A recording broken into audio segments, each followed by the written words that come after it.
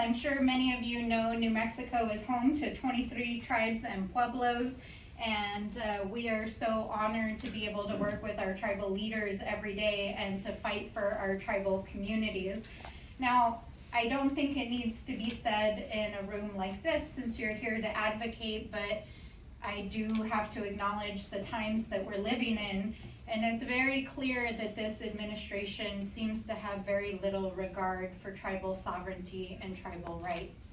We have been working since day one to defend our tribal nations against the illegal freezing of federal funding, against the devastating budgetary cuts that the Trump administration has proposed to the budget for Bureau of Indian Affairs, Bureau of Indian Education, and the zeroing out of tribal colleges and funding across the United States.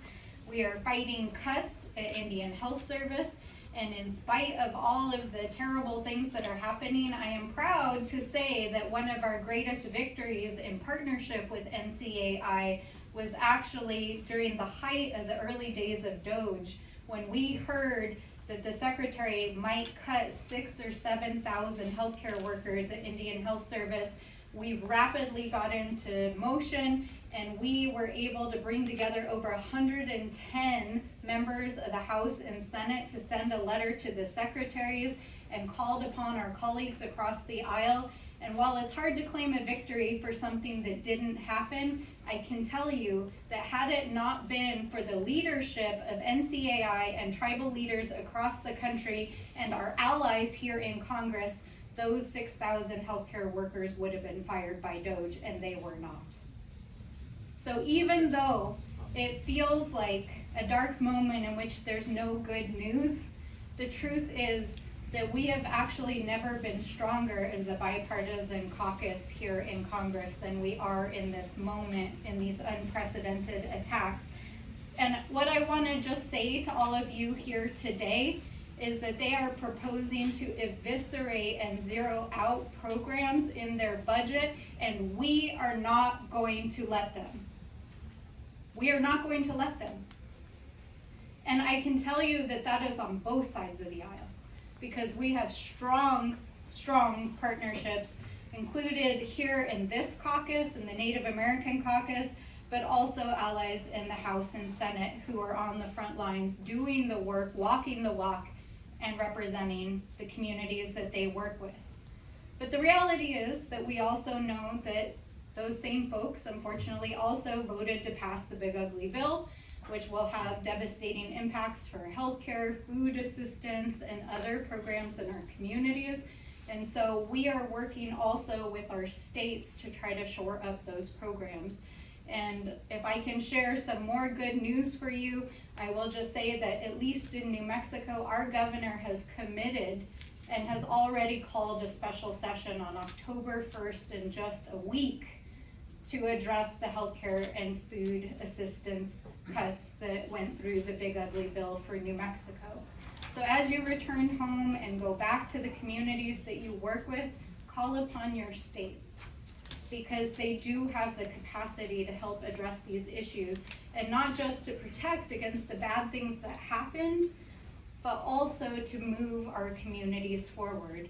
And so I'm also deeply grateful to share with you all that New Mexico this week became the very first state in the United States to guarantee universal childcare in the United States.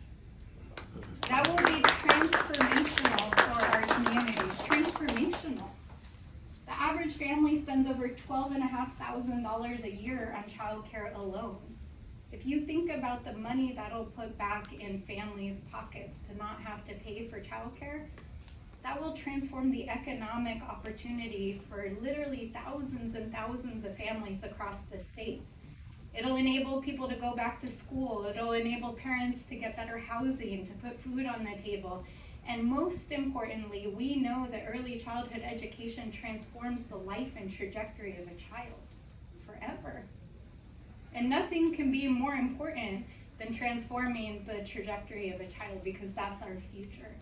And so one of the things that we're also doing is investing in programs that are culturally informed, that are tribally led, to help lead our communities. And through my congressional office, we have used a significant amount of our funding through our congressionally directed spending to invest in early childhood education and cultural programs.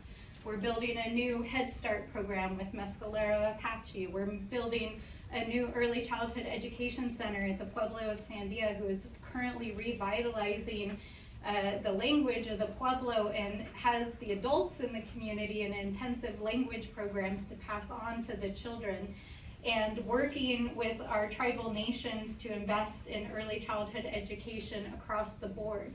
And in spite of all the darkness, there's a lot of good legislation happening here in Congress.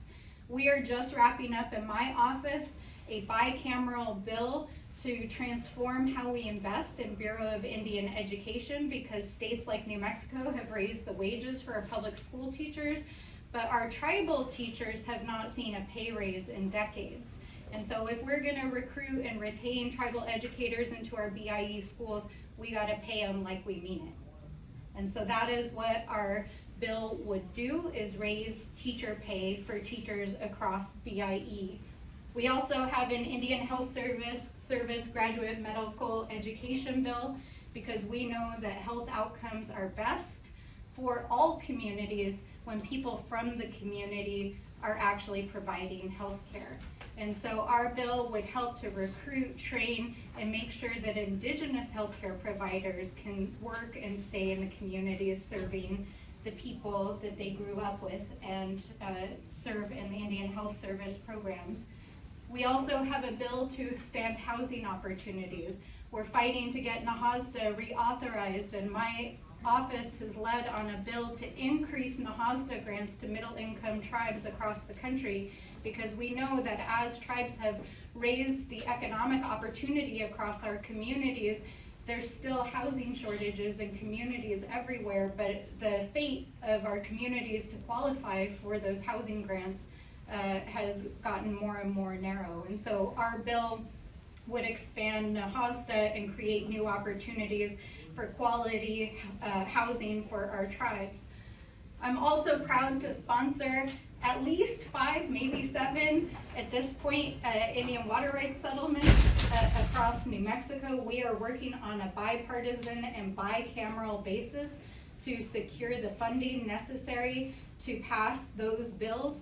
And let me just say this, because you guys spend a lot of time advocating here on Capitol Hill, that if my colleagues across the aisle can find enough money to give permanent tax breaks to billionaires and put a $4 trillion hole in the deficit, they can find the money to fund Indian water rights settlements, period.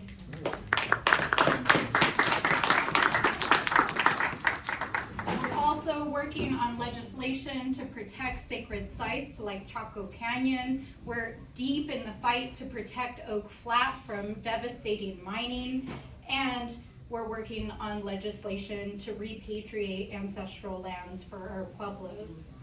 All of these are a part of our broader work in my office and our leadership and our bipartisanship and the work that we do here in Congress.